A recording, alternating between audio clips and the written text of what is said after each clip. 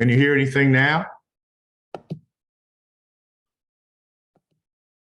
Yes, yes, yes. I'm so sorry, y'all.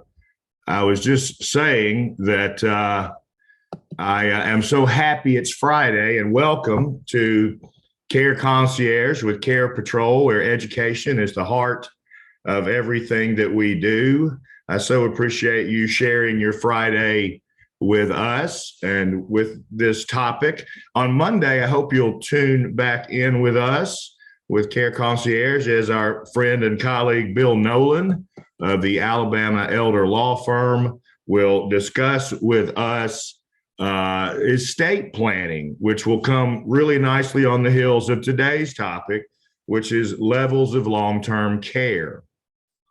And this is a topic that was suggested to us by one of our attendees. Those of you who've been with us before know that we have an evaluation process in which we ask you, in order to receive credit for this contact hour, to do a survey or an evaluation. And it's password protected. And we give out the password later in today's talk, about 12:50. So listen for that. And the reason we do this is that for the Alabama Board of Social Work examiners who credential us, we can consider this for you a live or face-to-face contact hour. For nurses, it doesn't matter. For nurses, we post your contact hours on your ABN website. We're also credentialed by the Board of Nursing to do these, and we take our topics from the evaluation, which I mentioned earlier. Those of you who have been with us also know that I'm going to read out for you. Some of you who are participating by phone or not in front of your screen, or for whatever reason cannot see today's evaluation link, I'm going to read it now for you. It is https://www.surveymonkey.com/ lowercase r/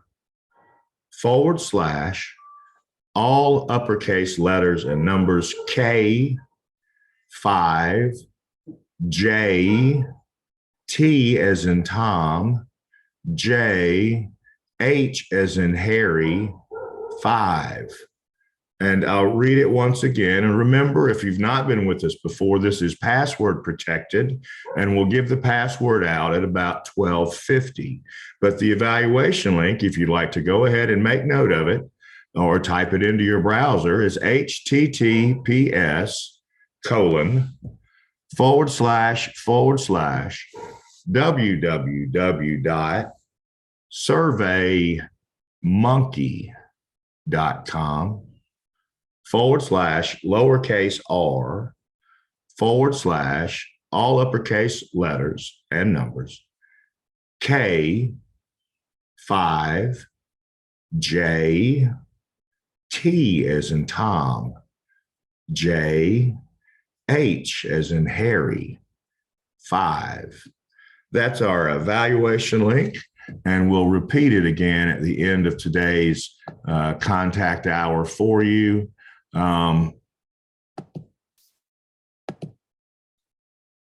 So as we move forward, then, I'm sorry, I'm technologically challenged, as some of you know. We'll move into the presentation for today. And again, thank you for being here, and thank you for all that you do. Today, we're going to discuss aging levels of care. And again, this was a topic suggested by a former attendee, as was Monday's topic, estate planning, which Bill Nolan will do for us. You know, Bill has been doing elder law since 1982, which means that he's been doing it for 40 years in the state of Alabama. And he was, in fact, to my knowledge, the first attorney to do so in the state of Alabama.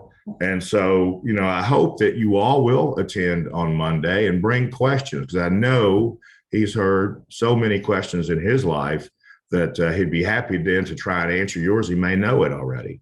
So I hope you'll join us then. But for today, our objectives for levels of care, of long-term aging care, are to, number one, list the varying levels of aging care. And then objective two would be to discover the qualifying criteria for each level of care. And then lastly, objective three, which will be reviewing payment options for community-based aging care, which would include all the levels we discuss. And so let's get started. And as you know, I love participation. I'd love for you to unmute your mic if you feel comfortable doing so. And if not, I hope you'll share your experience in the chat room with us. But my question for each of you on the line is, how familiar are you with levels of long-term aging care? And really, particularly if you have specific questions now or later, or observations about your experience either working in or having a family member in or somehow being exposed to a community. We'd love to hear your experience and how you feel about that. If you're so moved to share with us, Ms. Turner, you're not very familiar. Well, good. You're in the right place, because I have been doing this for 11 years and I've talked to probably 4,000 or 5,000 people and in facilities, attended to those. So I feel like today will be a fun day for us.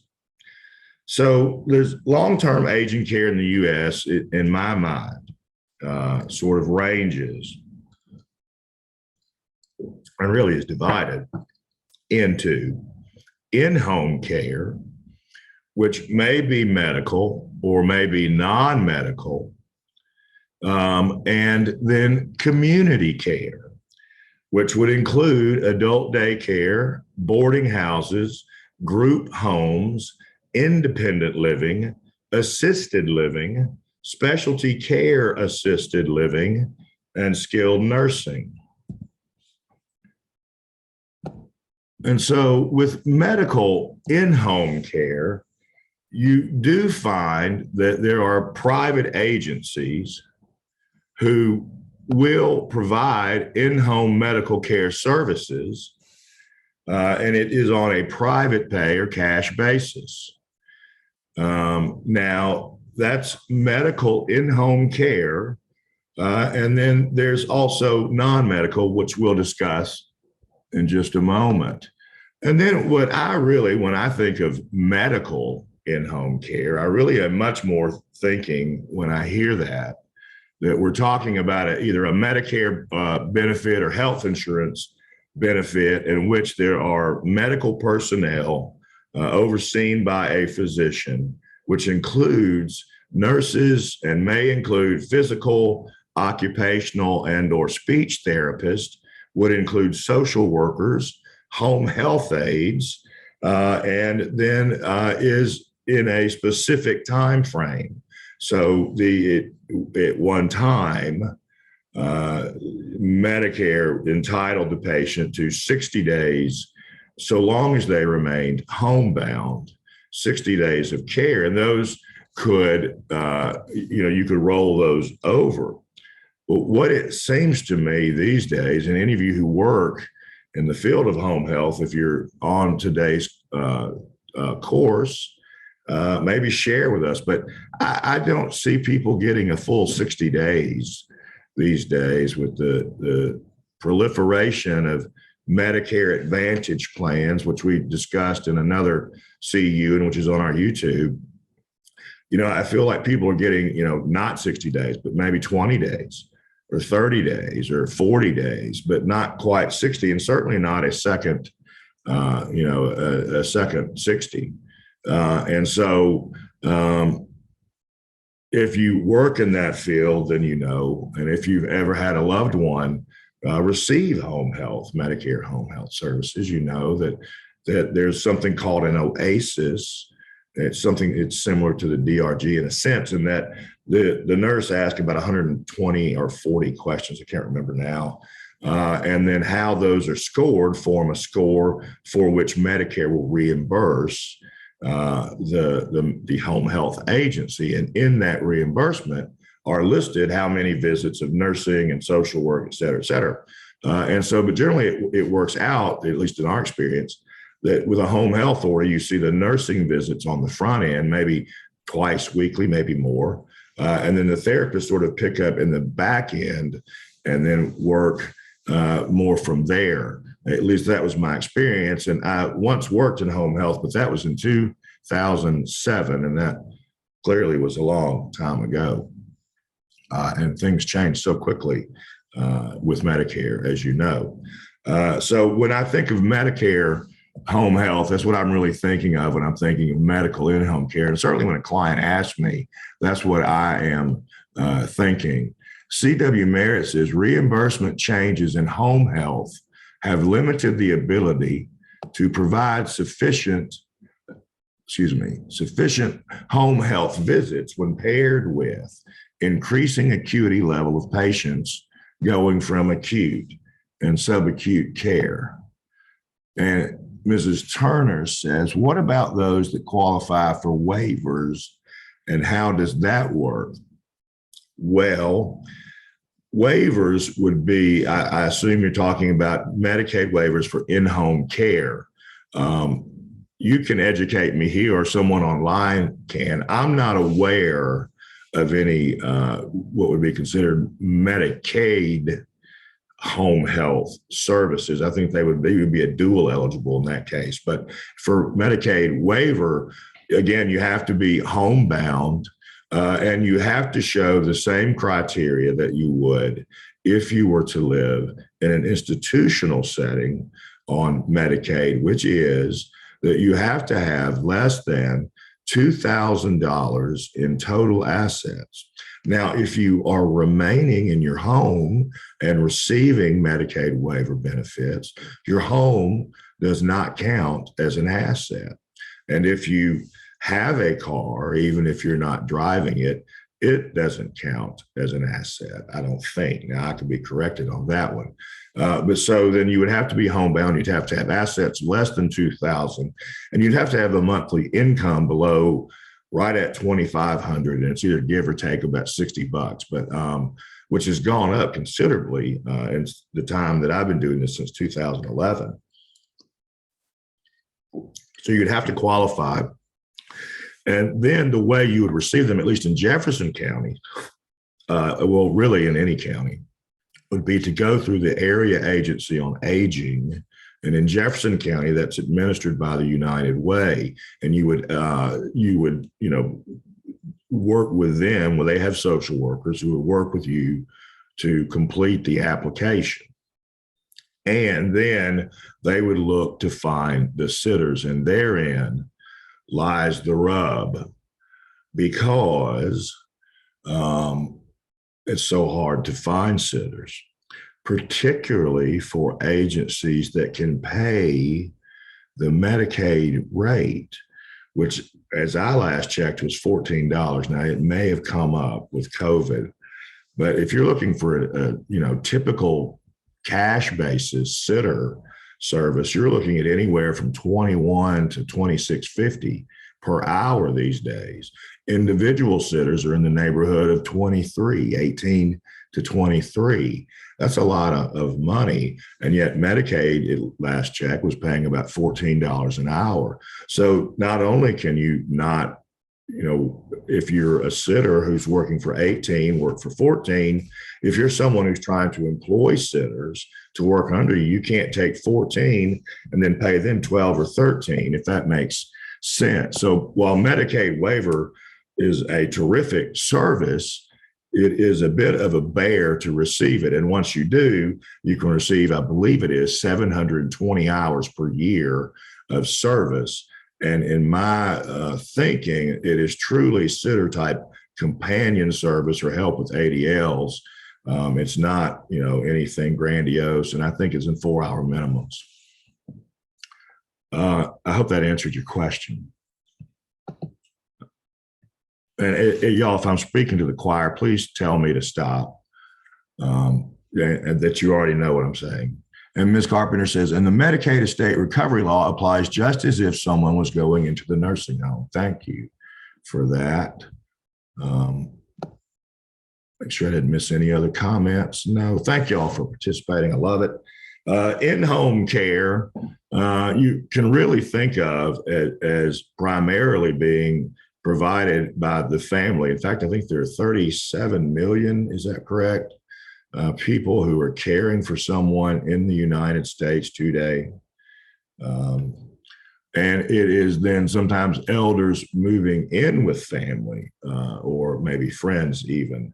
And so in-home care really in a greater proportion is provided by non-paid family and friends versus professional caregivers who may often be used to supplement the family or friend. As one example, I have a client whose husband is in rehab who wants to bring him home and have a sitter at night so she can rest. And I think as dearly as she wants to bring him home, that this, is a solid plan because overall she needs her rest. And if we can get her that, we can preserve her health. And if we can't get her that, I'm afraid for what happens to her. So in that case, you can see where there would be an amalgam of both paid and unpaid. And in this case, in her case, unpaid would be 16 hours a day. Now, and that's often what people do is bring people in when they can't be there or at night. Now, I've already said to you what the fees are for in-home care. Let's talk a little bit about adult daycare. And this is really what I recommend to folks who are looking at bringing a sitter in the home for 8 hours while they work at 25 on average dollars an hour. So $200 a day, which is $1,000 a month, or $1,000 a week, $4,000 a month. Rather than do that, if there is, and there seem to be a growing number of adult day programs, this is a terrific way to engage an aging person, particularly those who have some cognitive issues. Many of the folks who are in adult day are there because they have cognitive issues. It is structured, it is supervised. They provide meals, they provide snacks, they provide activities. It is truly like a daycare. That's why it's called such. And these sort of come in two varieties, and they both seem, again, to be growing. One are sort of partial days where the adult will go, presumably in many cases, to volunteer, and then will really be the participant in an adult day activity where they make crafts or sing or, do whatever. These are typically 4 hours long, and oftentimes these faith-based, daycares will have a group, sort of support group meeting within that time frame. So while the spouse or whomever is there, they can either participate as also a volunteer or receive counseling during that time. And then there are those daycares that are privately owned or also housed maybe in a faith-based community, but full day, in which case all the things I said would apply. And those tend to be more in the neighborhood of about $45 to $65 per day. So let's say that it's $75 per day. That's what, 150, 300, 375 a week, 1,200, 150, 1,400 a month versus 4,000. And they're overseen by the Alabama Department of Public Health, or of Human Resources. And again, they're structured. I missed a comment. I want to get to it. C.W. Merritt, Medicaid waiver services are the best available benefit to provide custodial in-home relief for caregiver inpatient. In regard to skilled skilled home care, PT, OT, et cetera, Medicaid only covers nursing at a significantly lower pay per visit fee than market rate. Medicaid does not cover therapies in the home. Thank you for clarifying that, CW. And let's move on now to boarding houses. There may be some of you today who have worked in the past or currently work in a setting in which you were in a hospital setting, a discharge setting, or even a rehab, and you were aware of boarding homes and discharged to them. And I have been to lists of boarding homes, I'll just say that for me, the value is not there, because what I understood from the boarding homes that I visited is that they take all but maybe $35 of your monthly income. And I mean, they do provide you a home, but there's, to my knowledge, very little to no assistance with ADLs other than cooking and eating. And then, there's really no activity. It's just sort of a home, which I think people do enjoy. And some people, that's what they, need and can afford. But for me, if there was a more creative solution than a boarding house, maybe a HUD 202 property, maybe. But on the plus side, if we need someone who's fed, and they may help with medication management in some cases, for all I know, you usually have semi-private rooms in them. And I know that in at least one case where I visited, she provided, transportation in her own car for her, clients, residents, wherever they needed to go. And then most of them that I've been to allow smoking. Some of them that I've been to, no one came to the door. And that's my concern a little bit about boarding houses, that and the fact that they're not regulated, but then neither, for that matter, are other levels of care. So maybe it's just not a concern, and shouldn't be. Group homes are starting to appear in Alabama. And if you live in a different state and you're listening, you may see them, certainly in Georgia, probably not yet in Mississippi, maybe in Tennessee. They are going to be, at least in other states, I think, in much greater number in the future. So I would consider sort of the hotbed of assisted living, if you will, to be Arizona. And in Arizona, Phoenix is a large city which sort of eats Scottsdale and Mesa. So it's all one big conglomerate. So in just Mesa alone, part of Phoenix in Arizona, there are 2,500 group homes in Mesa, Arizona, 2,500. I know of 5 in Alabama. One is in the northwest part of the state, maybe around Jackson, Alabama, if that's such a place. The others are in the Huntsville-Madison area. They are not licensed either, like boarding homes, and they're not regulated in Alabama. Now, in other states, because of the assisted living regulations, they can be accredited as an assisted living and then take higher acuity patients. But in Alabama, because of the restrictions, that's not possible. So they mostly remain unregulated, or in other words, they don't have an assisted living, certificate. But then they provide more than assisted livings can, because again, they're owned by and staffed by nurses who provide really what would be assisted care, such as help with ADL, standing, toileting, whatever. But let's say that you had someone with a catheter who didn't need help standing or toileting, just needed a little help and companionship. Well, you couldn't get him into an assisted living in Alabama. You could in every other state.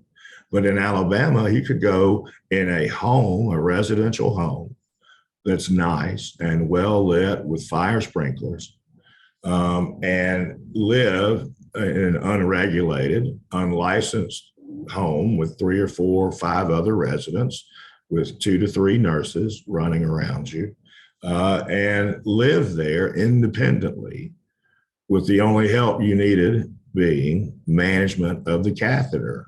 Because, for example, you have macular degeneration, and it's difficult to see how to do that. And so these are why I think these group homes have grown in other states, is the fact that they can take these sort of folks that don't fit in the box. That's the why they remain unregulated, if you will, assisted living, but they provide all of the other services that an assisted living would. And, you know, it depends on if our regulations change sufficiently or not, if they grow in sufficient number in Alabama, but they are an excellent choice in most other states. And in most other states, they're licensed assisted livings. Well, that's what it brings us to another unlicensed or licensed, let's say, but unregulated industry, which is independent living. Now, these are often billed and often built and often present as what they like to call themselves, cruise ships on land. And for most of these are rental apartments that come in, you know, 1 bedroom, 2 bedrooms, sometimes 3 bedroom options. In almost every case in Alabama, these are rentals. In a few cases, pardon me, they are what are called buy-ins. And again, as other states have many more of these buy-in communities. And the philosophy of the buy-in community is called life care. And so the idea is that if you put up a substantial sum of money up front, in exchange for that, you will be first on the list if any need arises such that you need to move to a higher level of care or the skilled nursing rehab on campus. Or it means that you also would get reduced rent while you live there. And it would mean that should you run out of money someday, they will not kick you out, in theory. And so the buy-in communities typically these days range anywhere from a couple of $100,000 up front to about $585,000 up front. And then again, you get all of the, you know, all the amenities of the independent living, plus you have the assurance that if you run out of money, you'll be cared for. Now, they provide, you know, a lot of recreational and social activities, hence the moniker cruise ship on land. They have transportation that takes residents to doctor's visits and to shopping excursions, to the bank, to the Walmart, to the Dollar General, to the Barons game, to the Peach Park, wherever it may be. They have a pretty active calendar of outings, as well as things inside the community where they often have craft rooms and chapels and movie theaters and libraries that are well stocked with a fireplace roaring fake in the distance. And so they are indeed cruise ships on land. Depending on where you land, you might receive in an independent living 1 meal daily or 3 meals daily. And that could be broken down in any number of ways, from continental breakfast to your choice of lunch or dinner, to warm breakfast to your choice of lunch or dinner, to all 3 meals, to all day dining. And that's sort of the gamut of your options in eating. Most of the places are restaurant style. So you sit down, they take your order, they bring it to you. In some cases, there are buffets. But again, you don't do the buffet. They carry your tray for you. You just sort of point. And so that's the dining experience in independent living, usually large dining rooms that are, you know, filled with chandeliers and white tablecloths. Your utilities and cable are provided. In some cases, they may provide Wi-Fi as well. In almost no case do they provide a landline, phone. And many people of the generation who move to independent living are the sort of folks who would appreciate a landline phone. So that's about $40 extra a month.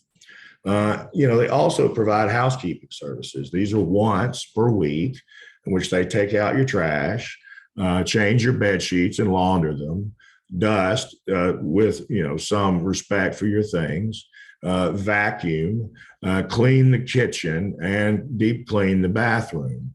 Every week they do that and then take your trash with them when they leave. In the interim, you take your trash down the hall to the trash chute. And so there's housekeeping. And then if you had a need, let's say that you felt dizzy or you had a fever, then you have either a call pendant that you wear on your wrist or around your neck, or a call button. And you call down to the front desk and let them know that you need help, and they come. Now, that's about what they can do. They're not medical. They cannot treat you. They cannot triage you. All they can do is see if you're okay, and if not, call 911. But there's a benefit in that. If you are someone who has been living at home and would otherwise be on the floor for the next 12 hours, there's some support and I think stability that is provided to the person who lives an independent living by knowing that someone is indeed there. And then what we see really truly that in these what I'll call big box independent living, which means large facilities, that we're seeing them now carve out space, let's say, within their apartments, in which they provide personal care services as if they were an independent living, an assisted living, but they are not licensed as such. And what this is the same thing that this just before mentioned group homes are doing. They're working around the regulation and providing care to someone in a home-like environment that is, medically sound and delivered by trained clinicians.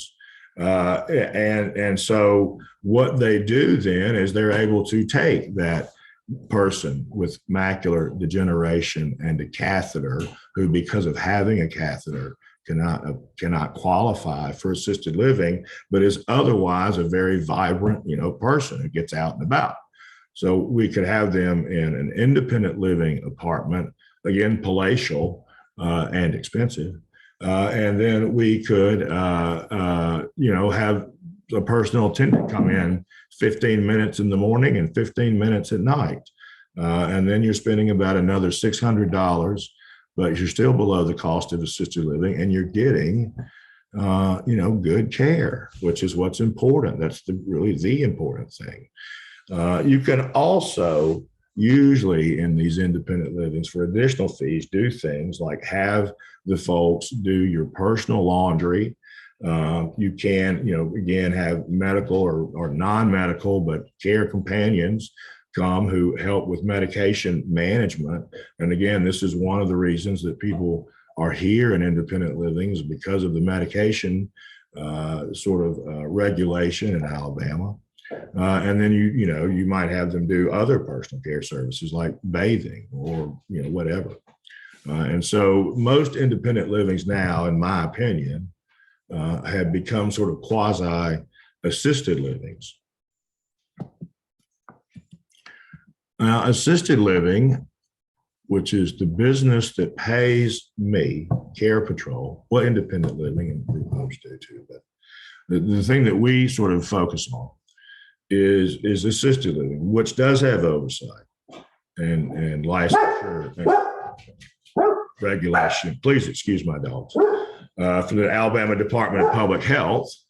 And they, in the pre-COVID days, assisted livings would offer what's called respite care, which was intended to give the caregiver time, personal time to recover from the duty of caregiving, maybe to take a trip or just to stay in bed for a week, whatever it may be.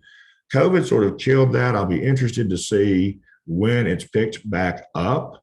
I know with one of my clients, we're looking at independent living, and the offer was made to us to maybe try it out for 2 or 3 days. And that's the first time I've heard that since COVID. So that's a good thing. And if you're looking at any sort of care like this, now, of course, you couldn't do it with assisted, but independent living, you can always trial it. They'll allow you that, at least they used to, and it seems like they are again. The thing with assisted living is it does provide 24/7 supervision and 24/7 care. And that ratio for assisted living in Alabama is 8 caregivers to 1 in the mornings. Then around 3 or 4, you shift to 12 to 1. And then overnight, it's 16 to 1. And so you can see that if you were looking at a community, and all things being equal, you like them both, you like the room size, you like the people, everything is the same. One has a 16 apartment CON or certificate of need where they can have 16 residents. The other has a 24 resident CON. What does that mean? That means you're going to be getting a better ratio, for example, at night, because they've got to staff that second person because they're in the middle. Does that make sense? They've got over 16s, so they've got to add a second person, but they don't have 32. So really your ratio would be better in terms of getting more care, if that makes sense. Now, what they'll do in assisted living is assistance with all ADLs, activities of daily living. And in Alabama, regulations state that this could be a 2-person minimal assist. And the regulations state that, but I've not yet seen an assisted living admit someone who was a 2-person assist. And you know what minimum assist is because you're clinicians, and you know what ADLs are because you're clinicians. But just to be clear, it's bathing, hygiene, dressing, toileting, bladder and bowel continence, eating, including cooking, medication management, ambulation, and transfers. Now, the difference in assisted living and independent living is that in assisted living, you get 3 meals daily, 3 warm meals daily, and then there are snacks in between.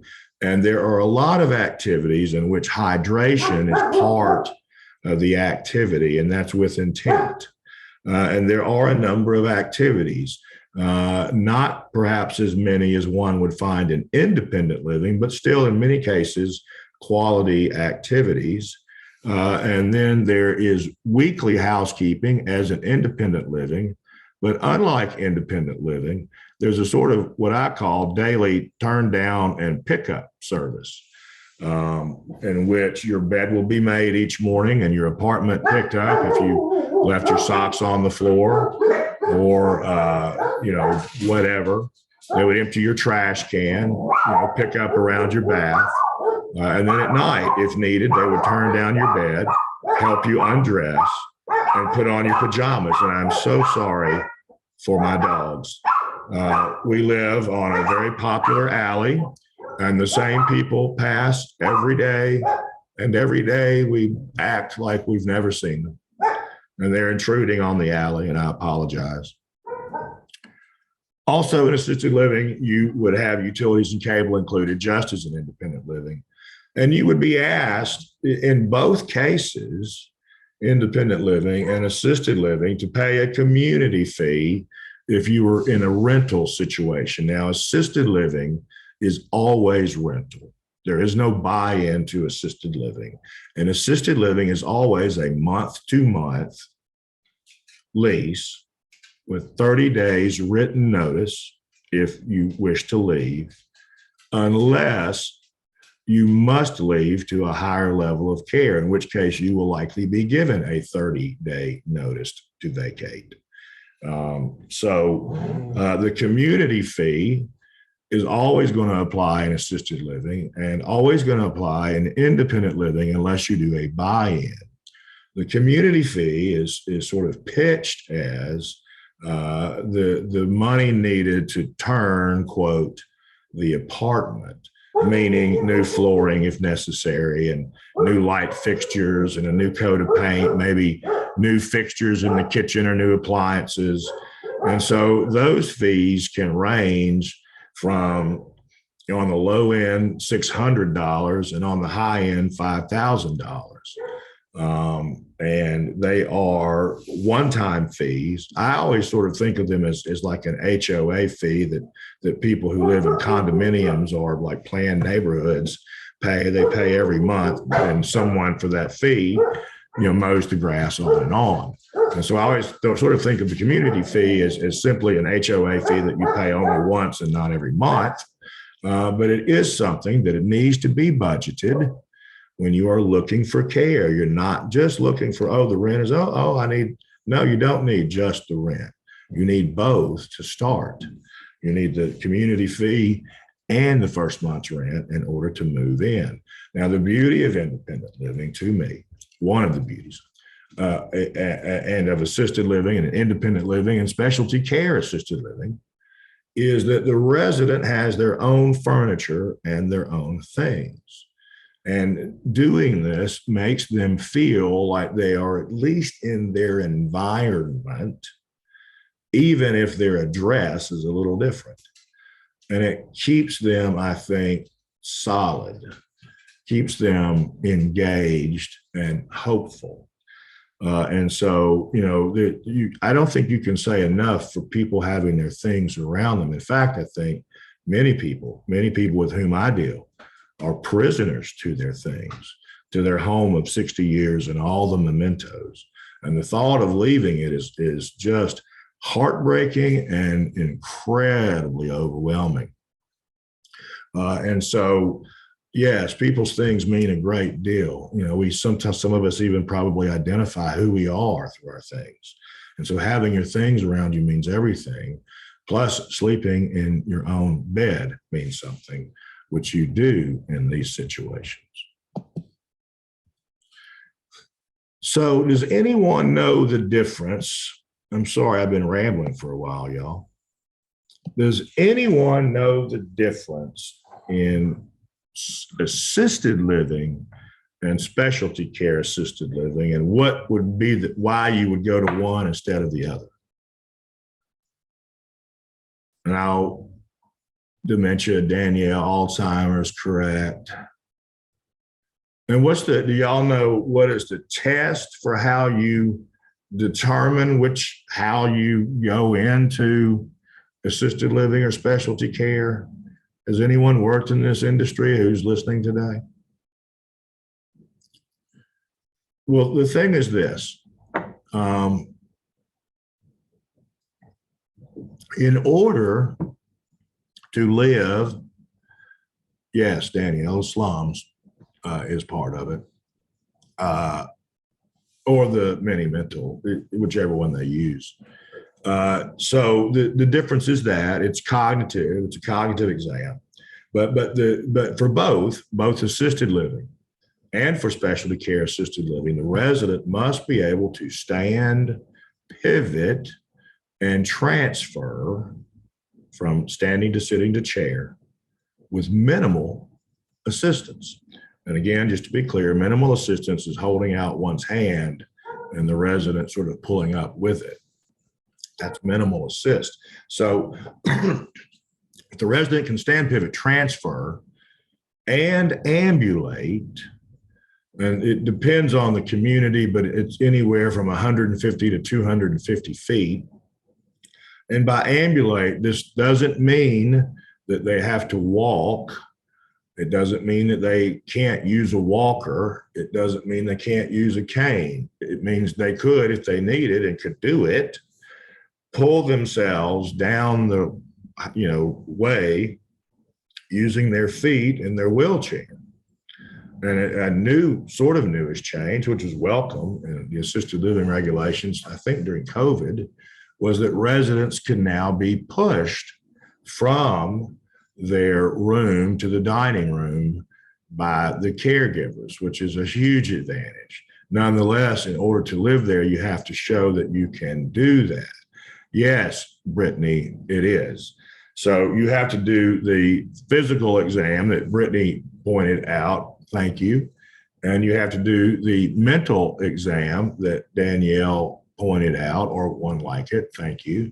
And then the reason being that the state of Alabama wants to know that if you live in assisted living, that you can self-direct your care. That's how it reads, which is, fairly gray.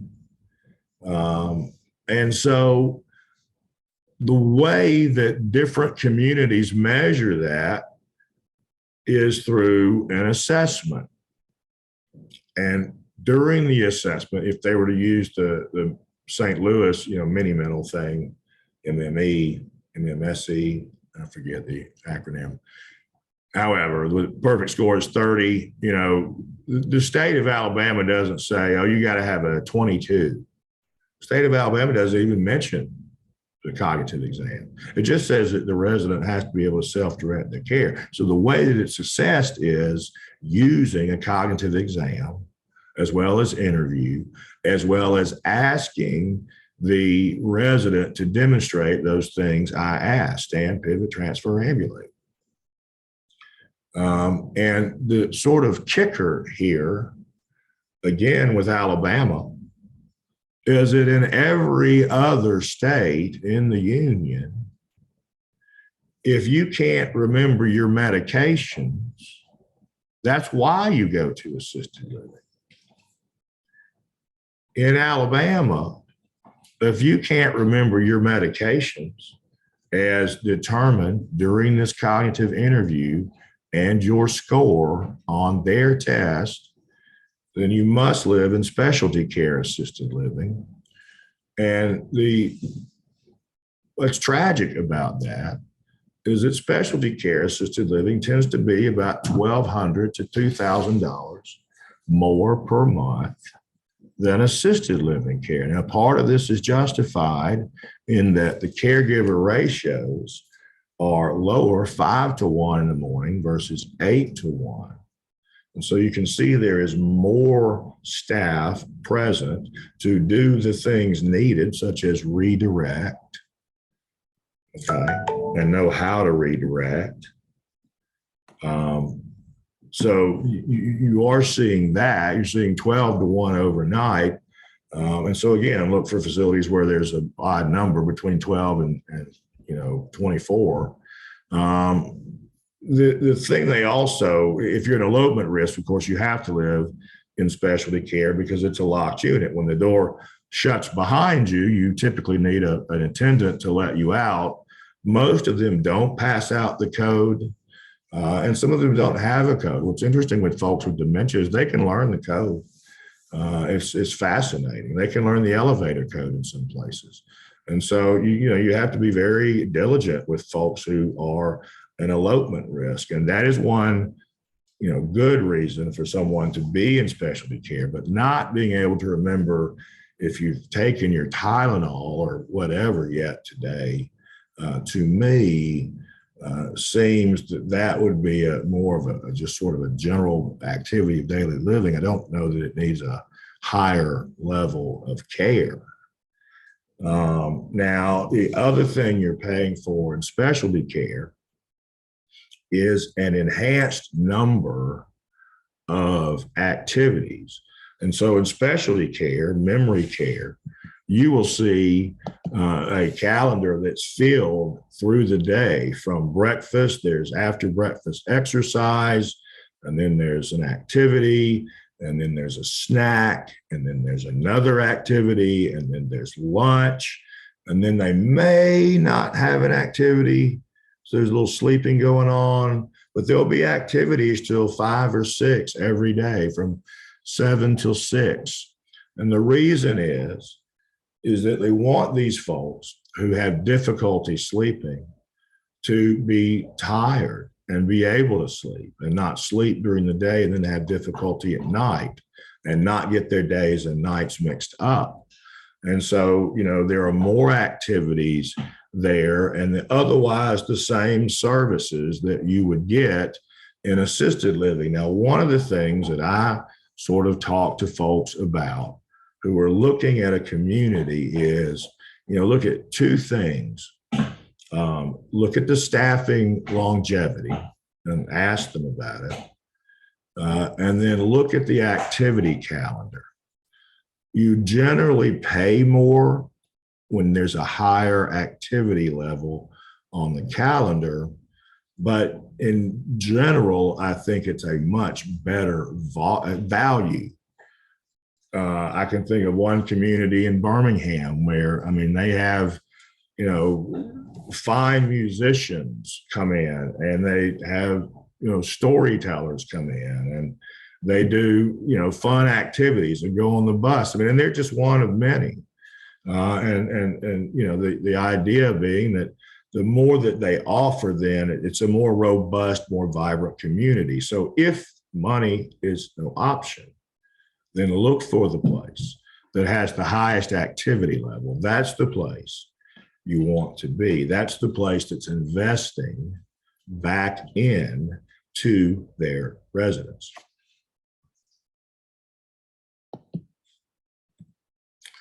And then there's skilled nursing. And I know, at least I'm pretty sure, that there are some skilled nursing veterans on the line and would love your comments if you'd like. But nursing home care, as you know, is constant round the clock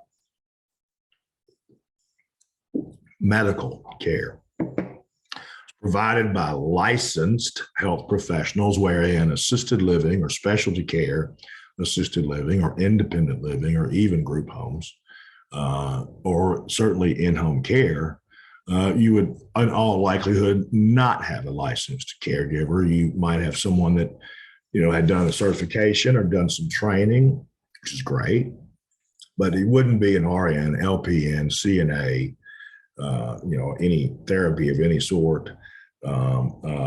And the thing about nursing home care is there's social work involved. And I praise social work in any place that involves social work in its patient care plan. And I know you have to, but nonetheless, there are some HUD 202 properties I know of that have social workers in their buildings to help their residents. HUD 202 being the IRS code for HUD housing, which is income-based housing for people over 62. And I think I left that slide out, but I often refer people there. And many of these 202 houses also have another high-rise next door in which they take folks who are younger than 62, but who are, physically frail or disabled, and they live there conjointly. I love these properties, and I love the fact that they have a social work provider, and you can't underscore that therapy or opportunity being part of the care that you receive as you receive when in a skilled nursing. And thank you, Ms. Roney. And yes, Ms. Turner, you will get a copy of the PowerPoint. The password, and I'm sorry to run over y'all, I talk too much. The password, selfishly, is Carepatrol. I'll type it in, but it's a capital C and then a lowercase ARE, and then a capital P and a lowercase ATROL, Carepatrol. That's our company, and that's our password for today. And I'll type in again for those of you who may not have seen it above, the survey link.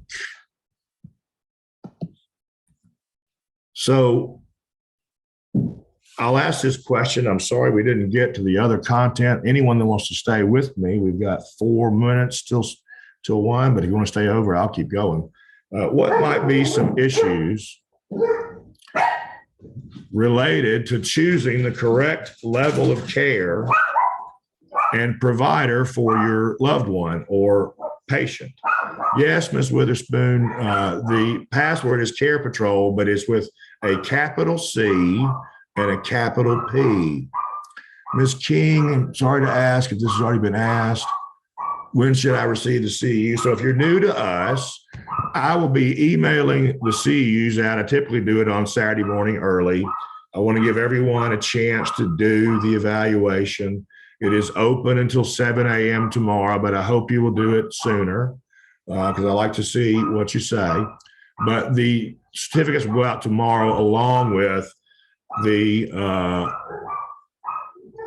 password is not working. Well, let me finish this, y'all. Finish this and stay with me. When I log out, I'll fix the password. So let's move on past any issues because that might be related. And let's talk about money because you might want to hear this. That's usually what people want to know.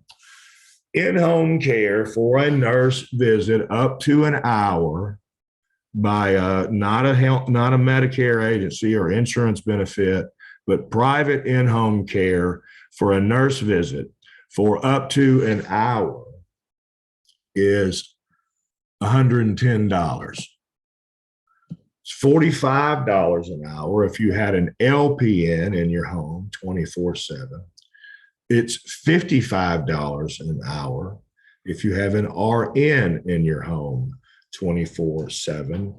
It's 23, really. I have 25 here, but it's 23 to 27 and a quarter per hour for a 4-hour minimum for a non-medical caregiver. This is sometimes called a sitter or companion care.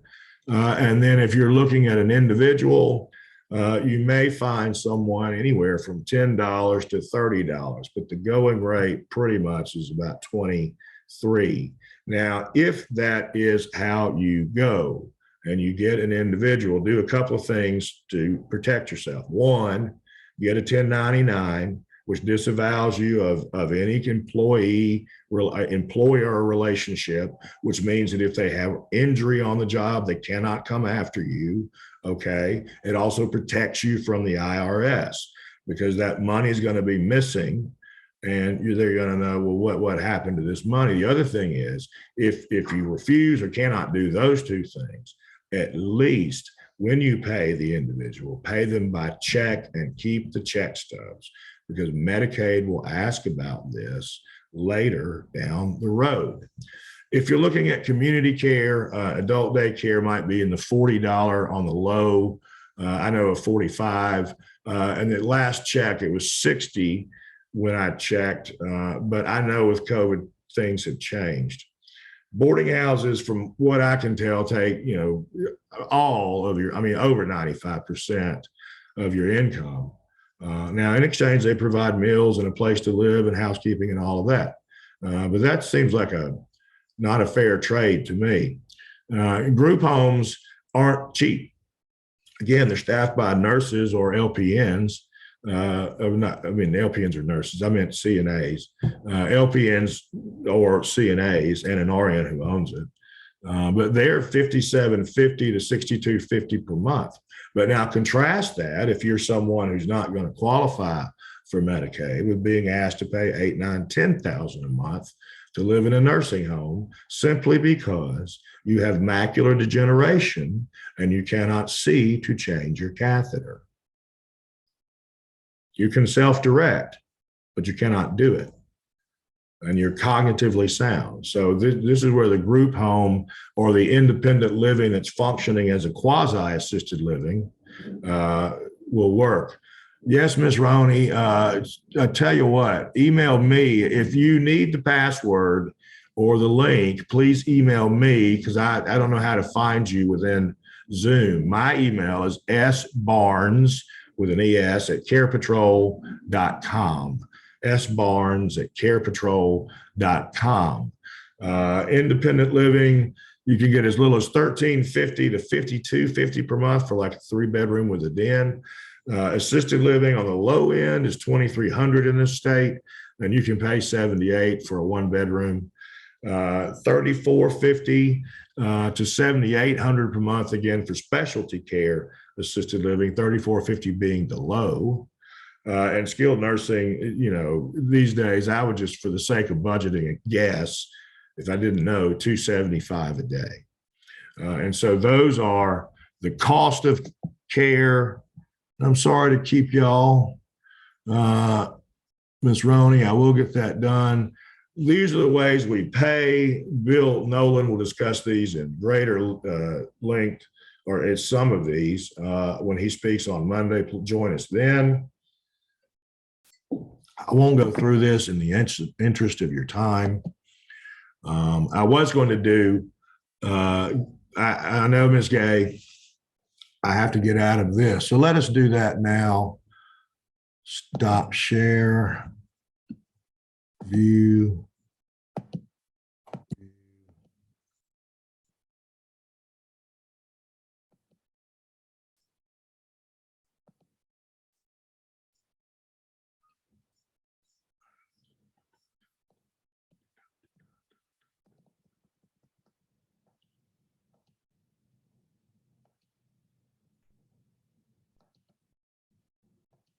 Sorry to not be talking, y'all. I am not someone who can generally chew gum and walk at the same time, but the password is now Carepatrol. Tell me if you see it, please.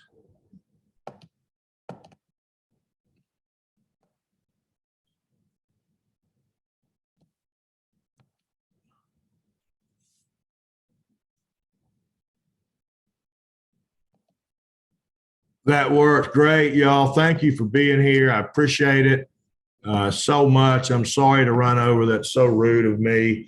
I get carried away. Thank you for being here. If you want to stick around and just play around with me, if you don't have something to do, it's only Friday after all. If your client's 71 years old, she was diagnosed with dementia 4 years ago. She is currently living, or she's currently fully independent in all ADLs except cooking and still drives. Her family thinks she is showing signs of needing more help. ABN number is your Alabama Board of Nursing license number. And if you're a nurse, you would put in your nursing number. If you were not, you could leave it blank or just put NA.